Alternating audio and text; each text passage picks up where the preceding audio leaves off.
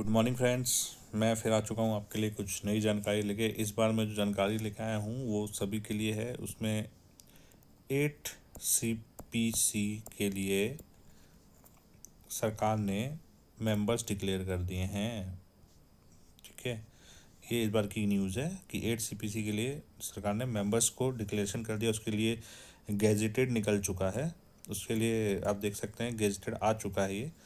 ठीक है, तो इसको हम आज डिटेल में देखते हैं कि गेजेटेड में क्या दिया हुआ है और कब तक ये सब लागू होगा और कौन कौन से मेंबर है, मेंबर्स किस फील्ड से बिलोंग करते हैं और ये आपका मतलब कैसे ही मतलब इसका जो 8 CPC है उसका क्या आगे रोल रहेगा, कैसे ये इम्प्लीमेंट होगा, वो थोड़ा हम जानकारी लेने की कोशिश करते हैं इस गेजेटेड से। ठीक है, ये तो हिंदी में, अपन एक बार इंग्लिश वाला देख लेते हैं। तो जो इसके मेंबर्स निकल के आ रहे हैं वो देखिए, इसमें जो दिखा रहा है कि ये जो लागू हुआ है 3 नवंबर 2025 से लागू हुआ है। मतलब 3 नवंबर 2025 में इसको बनाया गया है। देखिए, ठीक है, ये इशू हुआ है एक्चुअल में। और इसका चेयरपर्सन जो है श्रीमती जस्टिस रंजना प्रकाश देसाई। ये जो है ये फॉर्मर जज ऑफ सुप्रीम कोर्ट रह चुके हैं। फॉर्मर जज ऑफ सुप्रीम कोर्ट और प्लस ये प्रेस इंडिया के भी मेंबर हैं। ये जो है अपना इनका मैं थोड़ा डिटेल बता देता हूँ कि ये जो है ये 2014 में रिटायर्ड हुई हैं जज, एज अ जज। ठीक है, और दूसरी बात जो है ये प्रेस काउंसिल ऑफ इंडिया जो है उसके भी ये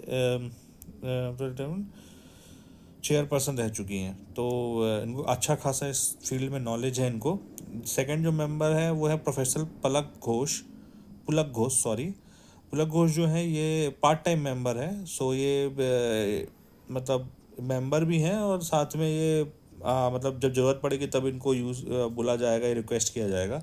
ये आईआईएम के प्रोफेसर हैं। आईआईएम बेंगलोर जो है उसके प्रोफेसर हैं। प्रोफेसर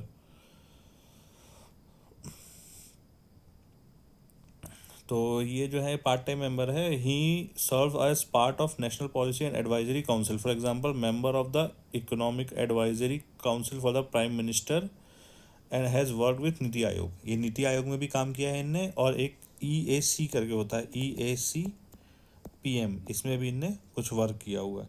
ठीक है, तो ये हो गया। लास्ट मेंबर जो है वो श्री पंकज जैन, ये एक IAS ऑफिसर हैं, असम मेघालय कैडर के हैं। असम मेघालय कैडर, ठीक है। तो ये है, ये ministry of petroleum and natural gases and ministry of finance में इनने एक्टिव रहा है, एक्टिव पार्टिसिपेशन रहा है, अच्छे मेंबर रहे हैं। तो मेंबर तो बहुत अच्छे ही इसमें लिए गए हैं तीनों ही। Very energetic and very positive approach वाले मेंबर्स हैं। लेट्स सी क्या डिसाइड करते हैं।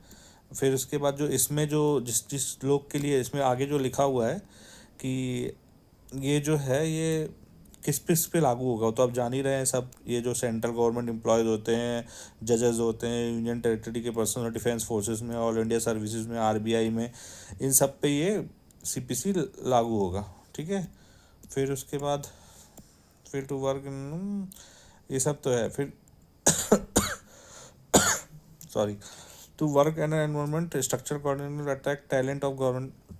हाँ, जो इसका मेन रोल जो रहेगा मैं बता देता हूँ आपको, मैंने शॉर्ट में इसको निकाला है कि इसका मेन रोल क्या रहेगा, मतलब एक्चुअल में ये करना क्या चाहते हैं इसमें।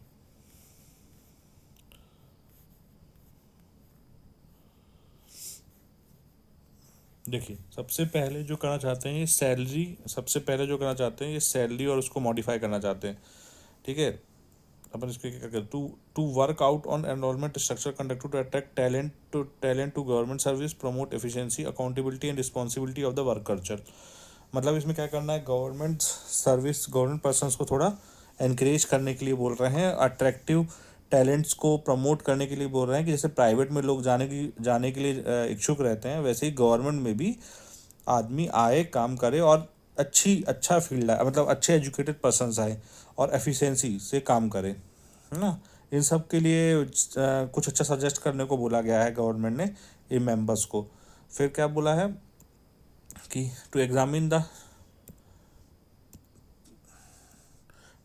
The existence scheme of bonus के लिए जो जैसे जो आपने देखा होगा, जो पीएसयूज होते हैं, पीएसयू से पीएसबीज होते हैं, उसमें इंसेंटिव मिलता है एज पर परफॉर्मेंस के अनुसार से इंसेंटिव्स मिलते हैं। तो गवर्नमेंट ने भी ये ट्राई कर रहा है कि मतलब इसमें बोला है कि इंसेंटिव के अनुसार से प्रमोशन, जो भी आपके जो एपीआर होता है ना, एपीआर जो भरेंगे उसके अनुसार से, एपीआर के अनुसार से आपको बोनस मिलेगा। जो अच्छा काम करेगा उसका एपीआर जिसका अच्छा होगा उसको बोनस मिलेगा।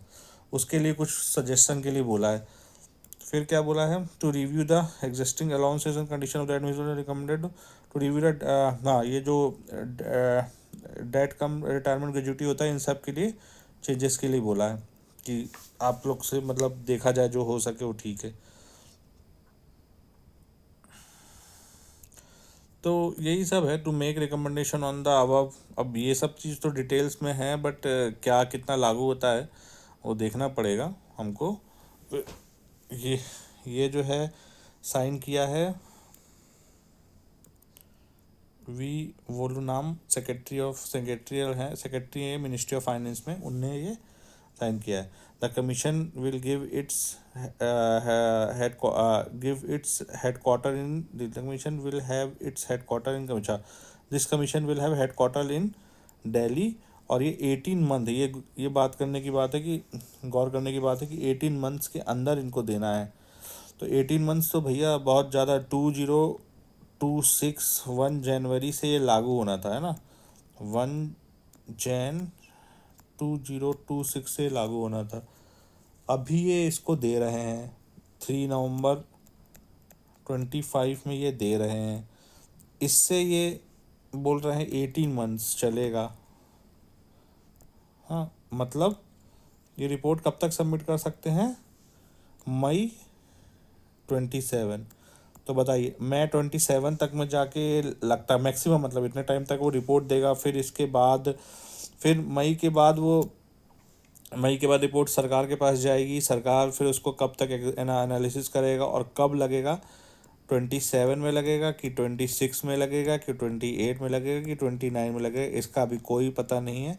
हम तो लेके चल रहे हैं कि 2026 में ही लगना चाहिए। जल्दी 1 महीने में रिपोर्ट सबमिट हो जाए और 1 जनवरी से हमको मिल जाए तो वो ज़्यादा अच्छा है। और वही हम सरकार से चाहते भी हैं, मानते भी हैं कि सरकार हम लोग के महंगाई और आज के टाइम के सिचुएशन को देख के इसको जल्दी जल्दी इम्प्लीमेंट करेंगे और अच्छा खासा करेंगे। क्योंकि अभी आप सोचिए, अगर जो सुनने में आ रहा है 1.98 फिटमेंट फैक्टर बोल रहे हैं, ये तो बहुत ही कम हो जाएगा ना, क्योंकि अभी 1.58 तो हो ही गया है, समझ लो, है ना। अभी दो और लगते लगते 1.6364 पहुंच जाएगा। तो क्या हमको वही 13% या 14% का इंक्रीमेंट मिलेगा? और ये तो बहुत ही कम है। आप सोचो, जब जब जो ये मेरा व्यक्तिगत है, हो सकता है चेंजेस हो, 2014 में, या आप लेके चलो 2016 में पेट्रोल का रेट था 60 रुपीज़, अभी 110 के अराउंड है, जस्ट डबल हो गया है। तो बट सैलरी हमारी डबल नहीं हो रही ना, सैलरी तो उतनी की उतनी ही है। तो इसलिए सरकार को महंगाई भत्ते को गौर करते हुए और ये 8PC को अच्छा रिकमेंडेशन देना चाहिए। लेट्स सी व्हाट, क्या होता है क्या नहीं होता है, गॉड नोस। बट हम तो फ्रूटफुल और पॉजिटिव वे में ही चलेंगे कि हाँ, सरकार हमारी बात सुनते हुए गवर्नमेंट कर्मचारियों को भी कुछ राहत देंगी कि वो अपना एक अच्छे से फ्रूटफुल जीवन जी सके। इसी के साथ मैं इस वीडियो को एंड करते हुए आप सबको थैंक्स बोलूँगा ये वीडियो थोड़ा देखने के लिए, सुनने के लिए मेरे चैनल को सब्सक्राइब कर दीजिएगा, लाइक कर दीजिएगा, और ऐसे ही जानकारी आपको आती रहेगी। Thank you.